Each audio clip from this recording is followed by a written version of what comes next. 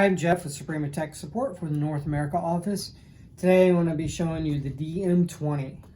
This is the box, simple box, no real markings other than the sticker on here, which has the model, the DM20, as well as the serial number on the unit.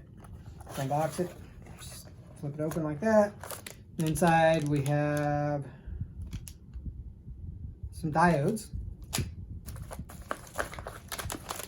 and then a DIN rail mounting plate for the unit, and some mounting hardware and so forth.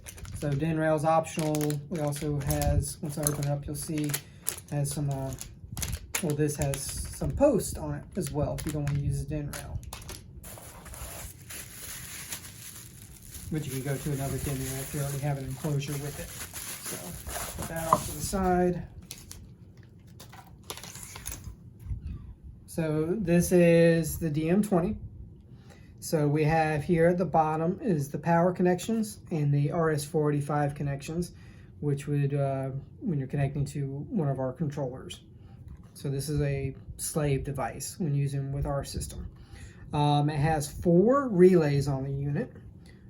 So the relays start 0, and then relay 1, relay 2, and relay 3 on there.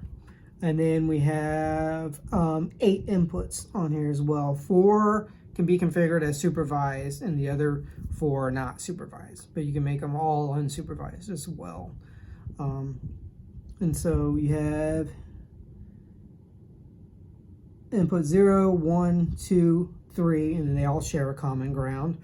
And then 4, 5, 6, and 7, and then these all share a common ground. Then we have other outputs, which may be if you're configuring, connecting to a third-party reader to configure like the red LED, green LED, or a buzzard sound as well. So that's what this would be for. And then you have power output to the readers as well, and then Wigan connections on the bottom. So each side is the same, they parallel one another. And then you have down here is an int for initialization button. You can use like a paper clip or something to use that to press it, as well as a reset button. And these connectors do pop off. So if you have one go bad, it's nice to have the quick disconnect or so forth. Or if you're servicing it or something, you can disconnect them. And they all come off like so. On the back here, once again, the model number and serial number, as well as you can see the DIN rail mounting harness. And then you have the post here, or holes here, to put these posts in for mounting if you're not going to mount the DIN rail.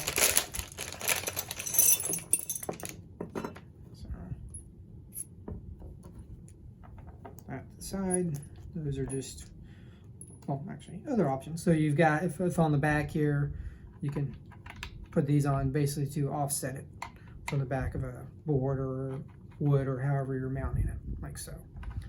These won't stay in if I turn it upside down though, but basically you can go like this and then mount it into whatever, but this way you have the standoffs to get it off from the wall a little bit.